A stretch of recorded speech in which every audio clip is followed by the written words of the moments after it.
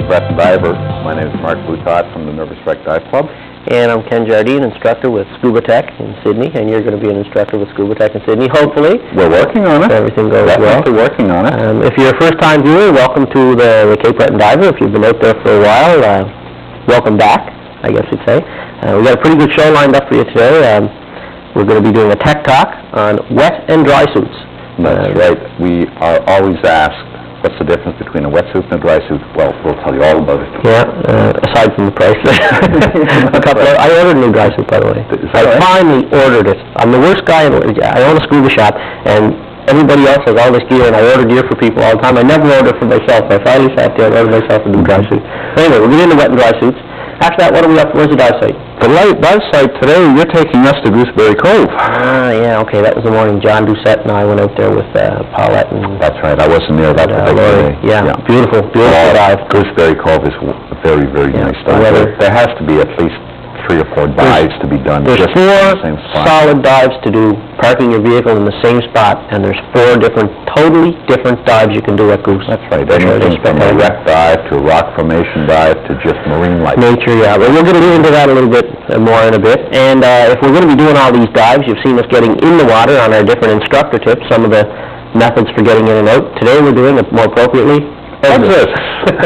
Exit. Once you're in the water, somewhere down along the line, you have to get out. Yeah, it's and there are tricks to doing it with all the equipment on. Yeah, there's a lot of things to consider, and we'll show you some of the tricks. But because you are wearing, a 40-pound tank and 30 pounds of lead, unless you're... That's right, and you're restricted in movement with the neoprene suits that you're wearing, or the dry suits that you're wearing, and so forth. Unless you're Shane Gallant, you're wearing a 40-pound tank and 50 pounds of lead. That's right. Take it up to 30 pounds of ankle weight. Yeah, that's about it. That's right. So that's the stuff we'll be getting at with those things today. Just before we cut away to our tech talk here, folks, I'd like to let you know, Mark and I were talking before we started rolling the tape. If any of you have a dive site out there that you think, if you're a diver or not a diver, and you have a site that you think might be interesting, get in touch with us at Seaside Cable or at Scuba Tech in Sydney, and we'll try and fit it into our shooting schedule sometime over the summer season. And get out there. We really would appreciate the input. Oh, most definitely. And we'd also like the comments on how you enjoy the show and that. Just give us a little bit of feedback. Yeah, it's kind of neat. I had everything from, I had kids coming up to me at a ski hill. Are you the guy on TV? And then a guy I went to school with, actually, Bruce Guthrie. I ran into him. He was playing over in Sydney Mines at Monty's, and he said, "You're famous." So it's kind of funny for him to say that to me. That's right. I ran into the same. Yeah, so don't hesitate, folks. We welcome your comments. But for right now, we're going to cut away to the ins and outs, no pun intended, of wet and dry suits. Good. Hi, welcome back to Tech Talk. Here in Cape Breton, we dive pretty well all year round. And even if you're diving in the summertime, the water temperatures don't really get up that high, so you need to protect yourself against exposure, which is the cold. Scuba divers do it in a couple of different ways. You can dive what they call a wetsuit, or you can also dive with what they call a dry suit. Now, I've been asked many times, what do you mean by a wetsuit? A wetsuit is what we have right here. It's neoprene, quarter-inch neoprene. It has arms, legs, no boots, zippers, and it is not waterproof. What happens with a wetsuit is you have it fit snug against your body, and it allows a film of water to come in. Once the water is inside the suit, as long as you stay in the water does not escape. And the water heats up to your body temperature, and it acts as an insulation and keeps you dry, and not keeps you dry, but keeps you warm. Okay? As long as you're moving, I have been out diving with people that dive in the wintertime with wetsuits, and as long as they stay in the water and they're moving, they won't get cold. Okay? The other alternative is what we call a dry suit. And the reason I said there's holes here in the legs is because your boots are separate. On the dry suit, your boots are attached to the suit. You have seals on your wrists and around the neck that fold back. In this particular case, this is neoprene, so you fold it back. It prevents water from entering the dry suit, and that's why it's called dry. No water goes in. There's also a waterproof zipper which, once it's closed, it's completely sealed. Okay? And that's the biggest difference between a wetsuit and a dry suit. If you notice, the wetsuit is made of neoprene, so is the dry suit. Or you could go to a tri-laminate dry suit. This is a shell. This is my particular one. And what I do is I wear a woolly underwear underneath this that keeps me warm. Again, the same features. The boots are attached, neoprene wrist seals, neoprene neck seal, waterproof zipper, air intake valve, and your dump valve. Okay? So, you need to protect yourself from the cold, and the way to do it is by wearing something against your skin. So until next week, play it safe, have fun, we'll see you underwater. Well, that Tilly hat gets around, doesn't it? What a guy. There's a Tilly hat story about an elephant in that, but I don't think we're allowed to tell it on here. Anyway, yeah, but wet and dry suits. People think, especially this show is being shot in February here, and people think we're crazy to dive this time of year. Yeah, they do, and until they actually dive, it's hard to understand. You really don't get cold. You don't even get wet. I mean, the people standing on the wharf and on the beach watching us do our dives are a heck of a lot colder than we are in the water in our dry suits. Most definitely. You think about it, there's no wind chill. It doesn't get any colder than about -2 Celsius. That's right. And, you know, so you're quite comfortable. You're standing out on the beach, you may be getting, you might be in 15 below weather. There's a wind chill factor that drops it down to maybe -20. Yeah. You jump in the water, you're only at -2. Yeah. It's like, well, if you think of it this way, you wouldn't go downhill skiing in your underwear. Well, Mark would, but most people wouldn't, okay? So, it's the same thing, we dress for it, right? Hey, we better get on to Gooseberry Cove. Yeah, why don't you show us where the Gooseberry Cove is? Good idea. Over to the big map here. You know, Mr. Dressup retired. Yeah, he did. I had to take a day off work. I was that bummed out over that. All right, Gooseberry Cove. Starting normally, everybody in the Nervous Wrecks Club, a lot of times we meet up at right downtown in Sydney. The shop is down on Wentworth Street. So we take it right from the middle of downtown. You go out George Street, and you go underneath the bypass here, the 125, and on Route 22 heading for Lewisburg. You come turning all the way out here, go across the Mile River, past all my buddies at the Albert Bridge Fire Hall. Hi guys! And out here, and you're looking just before you get into Lewisburg, okay? You're going to have, and it's only like a mile or so before Lewisburg, there's a left-hand turn that takes you to Little Lorraine. So you take that left-hand turn, you go approximately 6 miles, is it, Mark? Yeah. Right? So you take 6 miles up, and you're looking on your right-hand side for a dirt road. That dirt road goes down maybe, not quite half a mile, right to the end, and you end up in Gooseberry Cove. Okay? So it's take the highway to Lewisburg. When you see the sign for Lorraine, go down there almost exactly 6 miles, and you take your right-hand turn, and it takes you right down to the dead-end dirt road there for Gooseberry Cove. So that's the directions for getting there. Great. Once you get there, there's we're back on, good. Once you get there, as you know, Mark, there's a beach. You don't stop at the beach. Keep going till you're at the very end of where you can drive to. And the dive itself, actually, we're going to cut away, I think, to the underwater footage now. Mm-hmm. And we can describe the dive itself as we're rolling here. So let's roll that footage there, Lawrence. Okay, there we are setting up in the morning. This is a view from where the park would be. As you well know, Mark, we dropped. We decided to look at the chute.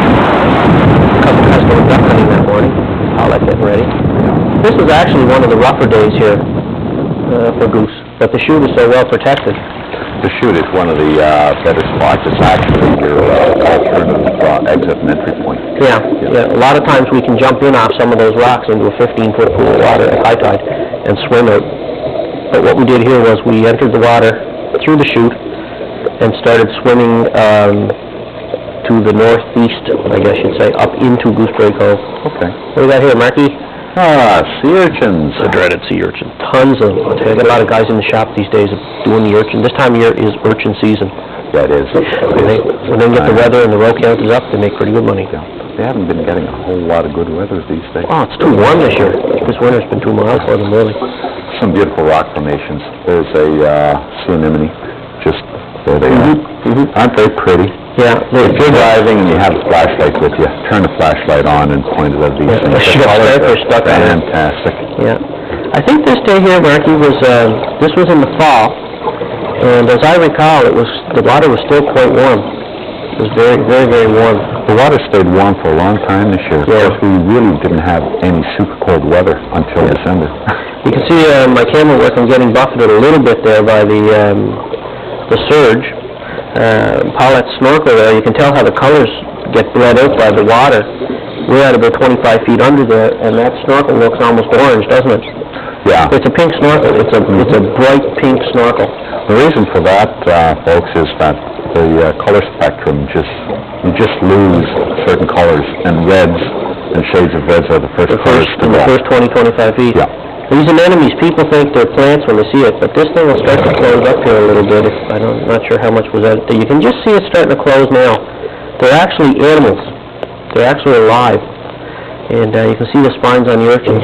Paulette and I were being quite careful not to poke holes in our suits because they'll give you a sort of mild, actually give you a pretty severe blood poisoning. Did you ever get zapped? Not yet. No? Not yet. Knock on wood. 2 little bumps on my knuckle in my right hand, and I had an urchin. Actually, it was on the Montero in Gooseberry Cove. I had an urchin go through my glove. I almost got zapped down in Mexico. The urchins down there have spines. Oh, they're huge. 4 times, 5 times the length of these spines are. Very, very long spines down there. But, and when you're using the underwater camera, you're not paying attention to certain things. Yeah, that's right. Such as sea urchins. Yeah. And it's occupational hazard. That's right. But this rock was just a beautiful rock here, and you can see the formations, and the visibility that day was just spectacular. You can see about 40, 50 feet. That is excellent. Even during the daytime, like I have to keep mentioning it, bring a flashlight with you, because even the colors on these rocks, the pinks and the reds and the blues, are well, you can see, some of those things, they look white or gray, and when you flip the light on it, it's yellow or pink or green. Exactly. And other things, like you can see there, she's trying to look under that rock, and underneath that rock, there was some pollock in under there.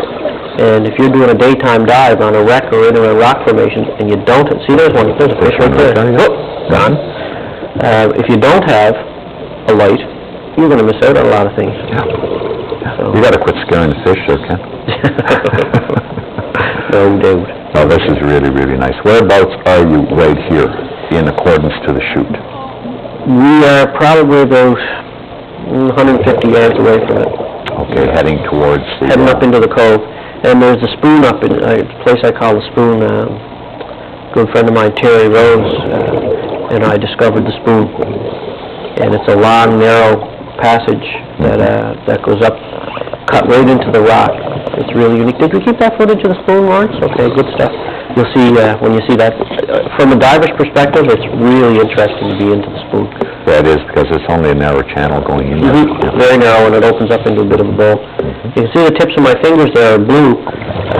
That's not from the cold. There's rubber tool dip you can buy at different hardware stores. And a lot of the rental gloves at the shop were getting chewed up pretty good. So we started dipping them in this stuff, and it doesn't really cut away on the people's ability to flex their fingers in that, but it really toughens up the... Yeah, and I did the same thing with my dry... Yeah, a lot of divers do that. Because they just don't last when you're picking things up and playing with... I think there's a lobster. No, that's a fish in there. I was trying to get him to come out and eat some of that sea urchin. And, there's some blue mussels. Yeah. Some sea urchins. Yeah. Did you ever try sea urchin, Mark? Yes, I did. Yeah. Yes, I did. Just on the beach? Very tasty. Yeah, I finally got to have some in a restaurant. I was at a Japanese restaurant in Halifax, and my whole meal was sushi. It was just wonderful. And what I did was I ordered the sea urchin, quite expensive. One little piece of it, and it's $4. And there's a lobster. But you talk about yummy. Yeah. It's just delicious. It's excellent. A little sweeter than scallop. You notice that the bottom formation here is not sandy. It's boulders and heavy gravel and that. And that is typical for the eastern coast of... Oh, yeah. That whole coast, Lewisburg, Gabaroos area, right up through, up in, well, all that diving we did out in the mouth of Sydney Harbor and that work we did there. You're right, it's consistent. Yeah, it's consistent, and you just scared the lobster. You gotta quit doing that, buddy. You gotta quit scaring the fish. Yeah, it made a face like you, you big brute. Anyway, let's just see, you do a flashback to Home Improvement, you're the flannel man today. I'm the flannel man today. That's right. That's right. Jesus. Okay, here, now, you're gonna see a fish There's come a out here nice start shot. eating, yeah. Yeah. I was trying to get a reflection of the fish in her mask. It just couldn't quite tee it up. And you can see that we're a little bit deeper now, and there's even less color to the snorkel, Yes, there is. Yeah. right? And the deeper you go, the more you lose the colors on that. Okay, here's coming into the spoon, okay? This is the handle of the spoon. We're heading straight at the cliffs now, and this is a channel that's cut right up through the cliffs. This is some wicked stuff here. That is pretty. Yeah, we're only, 12, 15 feet down here. Yeah, and then it opens. Also 15 feet. Well, this part is sort of the bowl part of the spoon. I wonder what that's technically what that part of the spoon is called. I don't know. Somebody call and tell us what I know one's a handle. What's the other part called? But anyways, the wave action has. You can see all these really fine pebbles. It's pulled the pebbles out and sort of created a big pothole in under the big rock there at the end of the spoon. And there's a lot of fish living in under that. Yeah. It's not quite a cave. No, because you have access to the surface anywhere. And here I'm going, yahoo! I wanted to get a shot of it, and we're here, and it's just this stone wall all around us. On the surface, there's the handle going out, and that's got to be, what would you say, Mark? 50 yards? 40 yards long? At least 30 for sure. Okay. 30 for sure, maybe a little higher. Sure, I would have backed you up. We're back in the studio. That is one of the most interesting little... Yeah, what a buddy. That is one of the most interesting little formations you'll ever dive in. The thing is, that day with the surge we had, where we were getting pushed in and out, it's hard to hold the camera steady. It is. And you could see the surge on that footage. The funny thing about it, beyond the spoon, you could just keep on going, and like it's another dive all The next together. part right off the end of Gooseberry Cove, off the tip of it, remember you and I dove the Astrea? The Astrea. And it's just like, it just steps. You go down to 30 feet, and there's this big flat rock formations, and then there'll be an area maybe 10 feet wide. Then you and I drop down into it. You drop like 40 feet straight down with these rock walls up either side of you.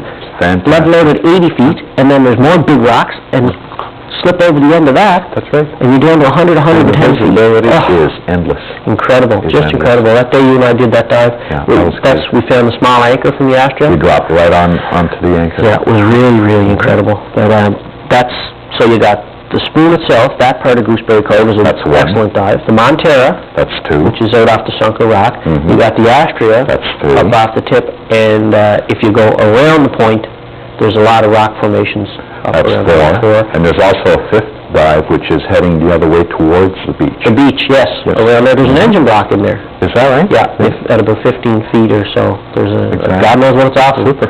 but it's up in there. But it's a great dive area. It sure is, yeah. And what a place for a walk. The only thing you need to consider is the hazards are the onshore winds and the heavy surge. You must pick your days. You can't get in and out of there. If it's flat calm, anybody can do it. If you got a little bit of surge, those rocks are pretty hard. But coming up the chute is almost a bulletproof exit. You're in pretty good shape there. And speaking of exits, keyword, What a segue, right? let's turn over to Instructor tips. Instructor tips and look at exits.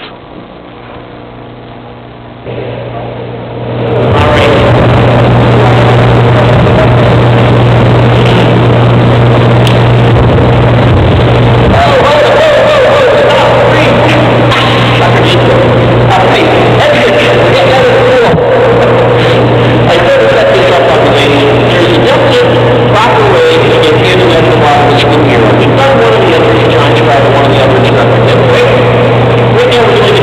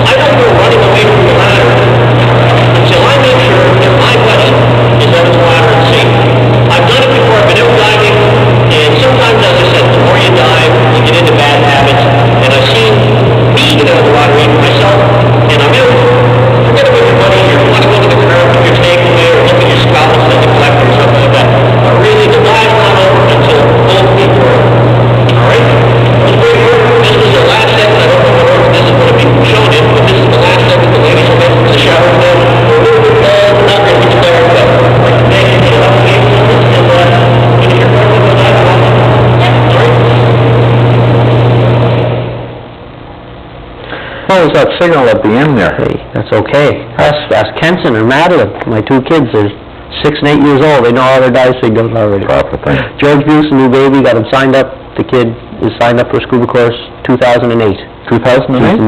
February course, 2008, yeah. There you go, Gotta love folks, it. booked courses. But, yeah, the exits, you can do that. You were mentioning there some other places you use it other than the pool. Yeah, other than the pool, a ladder exit can be done at a wharf, and that's done it's quite common doing it at a wharf.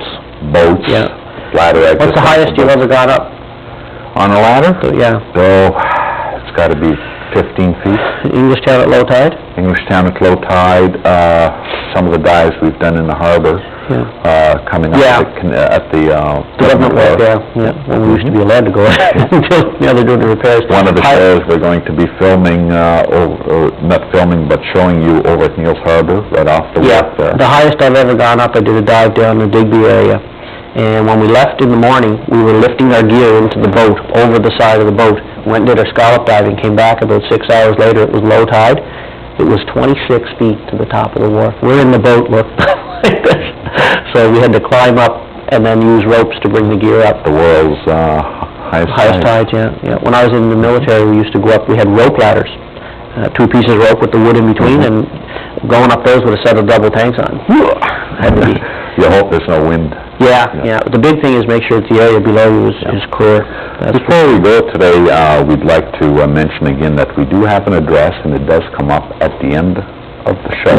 So you can get a pen. And we would very much appreciate your comments, letters, anything that you would like to say about the show, whether it's good or bad. Suggestions, we would love to have your comments. Been getting a lot of people just bumping into me in different places, and I know it's been happening to you a bit too, Mark.